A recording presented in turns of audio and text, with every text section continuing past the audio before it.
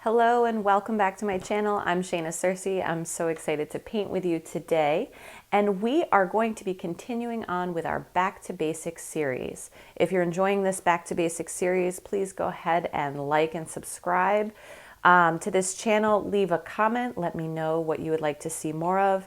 Maybe you've seen the first Back to Basics video already where I go over paint, paper, and brushes, and what you need to kind of get started and not getting overwhelmed by purchasing your very first supplies. I'm going to go a little more in detail into each of those three things in this lesson, and today we're going to talk about brushes. So brushes are can be very overwhelming because there's a lot of different varieties out there to choose from, and you are going to be very tempted to purchase a very large pack of very inexpensive brushes. You definitely can do that. And in fact, I did that when I first started, but I quickly realized after the first couple of months that I wanted to replace those brushes with something more substantial. So here's my very first set of brushes, and this isn't even all of them, but I started out with this cheaper, I think it was $10 for a pack of maybe 14 brushes, 12 or 14 brushes in all of these different sizes. I quickly learned I did not need this many sizes in the same shape brush, and that the cheaper brushes started to fall apart pretty quickly. So I would have to replace them every 8 months to a year. I would need a whole new pack of them because they would start to fall apart. So with that being said, let's talk about different shapes of brushes. We'll go over sizes of brushes, as well as what you really need to get started. I'll talk a little bit about the anatomy of the brush and what it is going to do for you, why you should know some of the parts and what they do, and then how to use your brush in a whole bunch of different ways. There's not just one way to use your brush or to paint on a surface, believe it or not. Okay, so I want to talk about the shapes of brushes. So let's move this out of the way and look at a few different shapes. So when you go into your art supplies store or you start to look online, you're going to start to see a bunch of different shapes of brushes. And I'm going to talk about, I'm going to talk about kind of the four main, most common shapes that you're going to see. And then all of these come in a lot of different sizes. So that's where you get the variety. So number one, my all-time favorite brush and shape would be the round brush. Okay, so a round brush is going to be this typical, handle with the bristles that come to a point at the top. Next would be your flats, your flat brushes. These are squared off at the top, and you can see they are kind of flat in nature this way. They're pressed down or crimped flat. And then we also have our mop brush and our liner brush. And mop brushes are meant to hold a lot of water and cover a lot of surface really quickly. And liner brushes are here to make very fine lines. So if I had to choose just 4 brushes that I could purchase, these are the 4 I would choose. And then if I had to only choose one brush to do all of my painting for the rest of my life, I would choose a round. I would choose a medium-sized round brush, and that would get me through a whole bunch of what I need to do, as long as that round brush could make a really nice fine tip or point on the end. Okay, so that is the breakdown of our typical shapes. In a few minutes, I'm going to get to all of those fun specialty shapes that you see that you will be tempted by. And as an artist who paints a lot and uses these brushes a lot, when you go out and you want something new, you get really tempted to buy all of these other shapes just to do some fun specialty experimentation. But you don't need those right away. Let's get into sizes. So sizes, brushes come in these shapes. They come in all different sizes. And I'll just show you, just to give you an example, my cheapo original brushes. So these would come in a pack.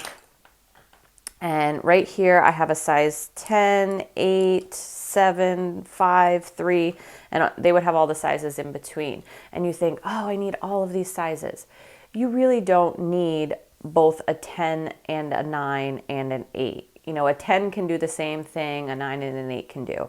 You know, you need maybe a large, so a 12 or a 10, a medium, maybe a 5 or a 6, and then maybe a really small one, a 2 or a 1, or 3, 2 or 1. So you need just kind of one from each of the sections, small, medium, and large. And really you don't need all of those. You can get away with, I stick with the larger brush. You could go with a medium, like a 6 or a 7 to get started, especially if you're still painting pretty small.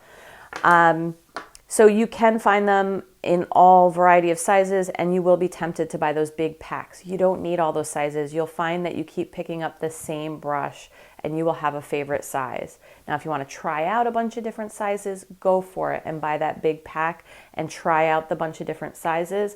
Just know that eventually you will want to replace those brushes as they fall apart, and I would highly recommend spending a little bit more money on one brush that you are going to use 90% of the time.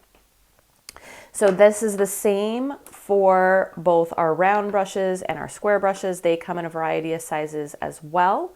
I generally only use square brushes and for making flat washes, and also if I need to do brickwork. I have a tiny little brush where I need to do lots of little bricks. I even have one smaller than this for architecture and houses. That's really what I use my square brushes for, but you will see other artists doing tutorials who prefer a square brush or a flat.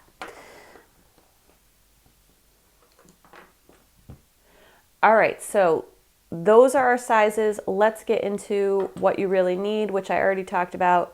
I would start with one medium size to large round brush. If you want to add to that, go ahead and add a flat or a different size round brush. And then when you're feeling really saucy, go ahead and add that liner brush. This brush I really love. This helps you do all those fine details. Eyelashes, strands of hair, what else was I just thinking? Oh, grass and foliage and tree branches when you need those really thin squiggly lines. Rigging on ships. This is also called a rigger or a liner, and riggers because you would do those really thin lines of cables on ships. So this brush would be actually my second brush to add to my round. If I had to do them in order, I would do round, liner, flat, and then last but not least, a mop brush. And again, this is just, especially if you're working wet on wet a lot, to get a lot of water or a lot of pigment into a flat wash really quickly, especially when you're working on larger pieces, like 9x12s and larger. Okay, so those are kind of the essentials. Now, if you want to have a little bit of fun, you can definitely add some after you have those brushes and you've worked with them for a long time, you can start to add some unique brushes or sizes. I don't have a lot of unique brushes because I really stick to the basics. I just picked these up the other day, but there's a lot of varieties of specialty brushes that really serve a specific purpose, or they're going to get you a specific texture more easily than you could get with a round or a flat. So this one's called the deer foot. You can see it's got a little angle here. It looks like the little hoof of a deer or some kind of animal with a hoof.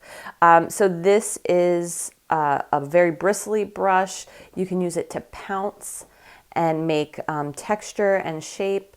This is a pointed filbert. So filberts are the other kind of somewhat common shape, which is actually rounded at the top. It's like a flat, but rounded at the top. A lot of people who paint florals will use those, and will use some of these specialty brushes. This is a pointed filbert. This you can make some very specific shapes with it that are very easy to make. And then they also have dagger brushes, they have fan brushes, which people really like for trees and foliage.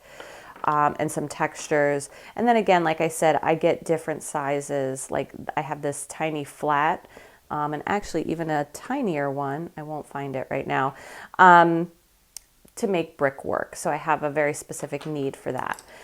You don't need these to start, but you might want to add them later on as you find subject matter that you really enjoy painting. So those are the shape sizes, what you really need, some of the additional things you can add to your collection. And let's just round this out with what are the parts of the brush? What are the features? And everybody might think it's a brush. What features could it possibly have? Well, let's talk about the anatomy really quick. So you have the handle of your brush. That's where you actually hold the brush generally.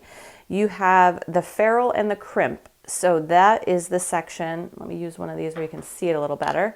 So that is the section where the bristles are attached to the handle. So the crimp is the part that is crimped in or pushed in here that adheres it to the handle. And then the ferrule is this metal part that is attached between the two. And that is actually one of the things that goes bad pretty easily. Yeah, this is a good example. I don't know if you can hear that. This ferrule and crimp is very loose on this brush. So this is one of my cheap brushes, and after just being used and being in water regularly, you can see it wobbles. It's not attached very well. Your brush should not do that. It will not be helpful when you're trying to keep a steady hand and paint very delicate or specific things. So that's one of the reasons. This brush does not do that. This brush was left in water overnight. I'm shame on me. Shame on me. Don't leave your brushes in water overnight. But you can see that this brush is actually cracked. The wood has started to split, and that's because I left it in there overnight. However, my crimp and my ferrule are still solid. My bristles are still solid. This brush is still working beautifully, even though I abused it pretty badly.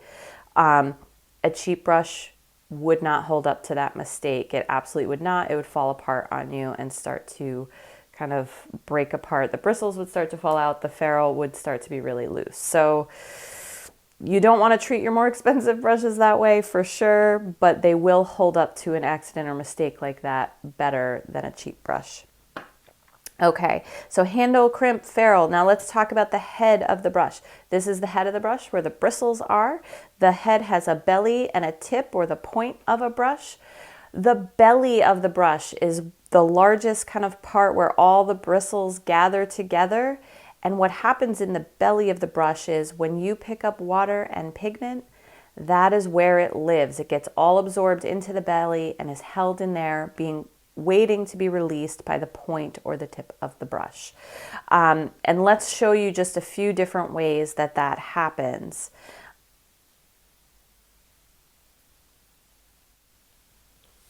All right, I pulled out a little bit of paper here and some paint just to give you a little demonstration. So with my brush, I'm going to pick up paint, and watch how I do that. I'm not going to pick up paint with just the tip of my brush. Sometimes you want to do that when you're painting a very delicate or small space, but when you really want to paint, you want to load your brush. You want to roll it in that paint and pick it up, and what you're doing is you're filling up that belly with water and pigment. And then you get to decide how that water and pigment comes out of that brush. Do you want it to come out in a very fine, delicate line by just touching the tip of your brush to the paper very lightly? Maybe you want to add a little bit more pressure so you get a slightly thicker line. There we go. Or maybe you want to do a wash and really fill an entire space. And that's where you're not even going to use the tip or the point of the brush. You're going to use the belly of the brush. And you are going to get all the way down on the side of your brush. I am almost I'm not perpendicular.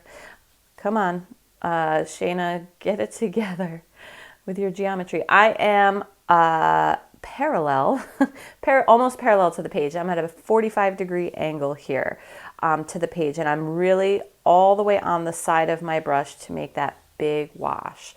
And you can do any version of this in between. So fill up your brush, and maybe you don't need to get all the way down on the belly, but you're a little bit on the belly and tip and doing a medium area. Ooh, look at that bright, pretty color. So the tip of your brush is going to be very useful.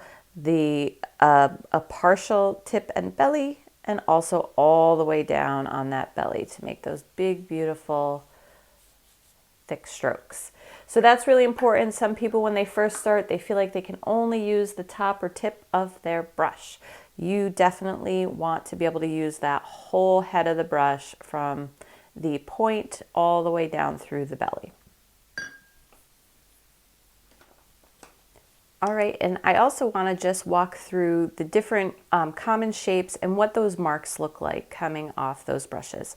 So let's start with our flat or square. So this brush, when you load it up, often is used for kind of flat washes. When you're trying to fill a big space, you can just go back and forth and make lots, cover a lot of ground with a flat wash with this brush. You can also use just the tip of this brush and you're going to get flat marks. You can make thin lines with it this way, up and down this way. When you add more pressure, you can thicken the line as well, just like with a round brush, but it is going to be a little bit more, it can't go as wide. So this is kind of as wide as it can go this way, and then you have to turn it on its side. And really the wideness of it is as wide as your particular size is. But you can do lots of different kind of little shapes with the top of that brush and scrubbing. So let's go to, whoops, our liner brush. This one's important because a liner brush really doesn't have a belly. I mean, it does, but it's very, very thin. And what you need to know about that is you're going to have to reload your brush or dip it into your water or paint a lot more often than a round or a flat brush because it doesn't have anywhere to hold a lot of paint or pigment. You'll still be able to get a decent amount, but you can make really thin lines with that. It's almost hard to make a thick line, but that's not the only thing these brushes are good for. You can also use it on its side or on its belly to make a thick line, but your paint and water are going to run out really quickly. So I love these brushes for actually making like scratchy textures because the paint and water runs out pretty quickly. And then you get these really fun shapes. I love to do this when I'm making texture on like a concrete wall where I have to add these like shadows and scrubby areas, but do have to cover a significant amount of surface. So these are great. You can make little dots with them. If you need to do very tiny little dot details, a liner or rigger brush can be really useful as well. And last but not least, the mop brush. So the mop brush is going to be your brush that is going to cover a lot of area. It's going to have a ton of water and a ton of pigment in it. It's almost hard not to have a ton. So I'll just show you. I do have dirty water here. I'm so sorry. This is what it looks like before I dip it in, and I can feel the weight of all of that water. There's so much water in that mop brush. So if you need to cover a large area, water is just going to come spilling out of there. And I'm just going over, and there's like a puddle on my page right now that I don't know if you can see, but it covers that area so quickly. And if you do need to make a really big wash on a really big piece of paper, you know, I'm talking big. You can use the mop brush to fill in that wash area. I find that some of them tend to be a little streaky. And you can see that it starts to separate here.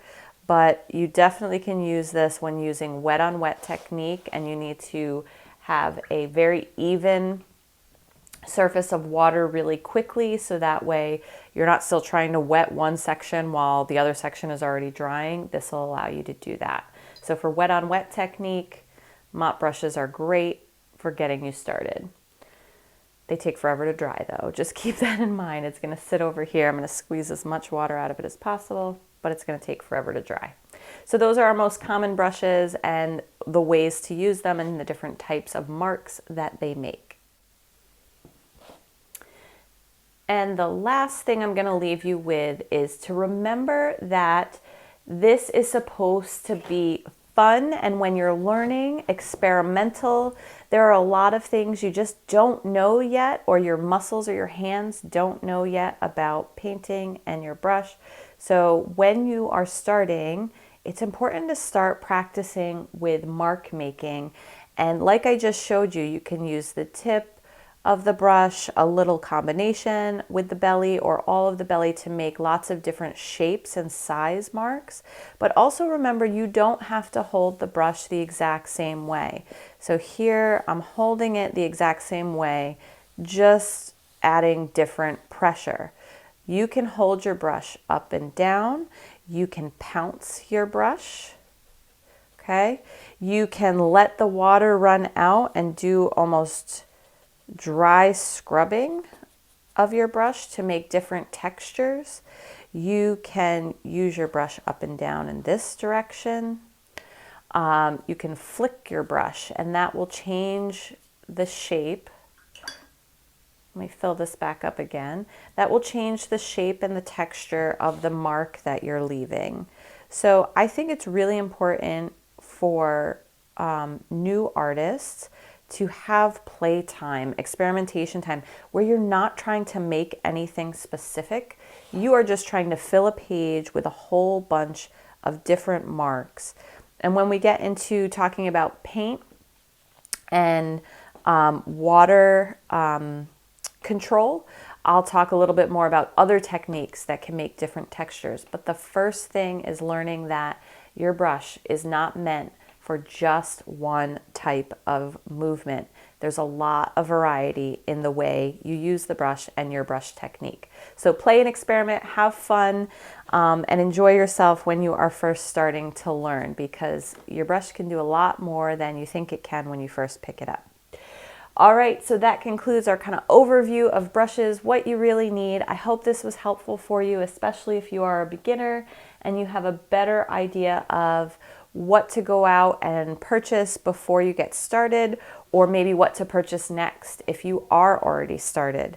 Thank you so much. Don't forget to like and subscribe to my channel. Check out the other Back to Basic videos, as well as my full and complete tutorials. And if you want even more than what's on YouTube, you can go and join my studio crew for some additional projects that we do and paintings that include outlines and supply lists. And you can find all that information in the description of this video.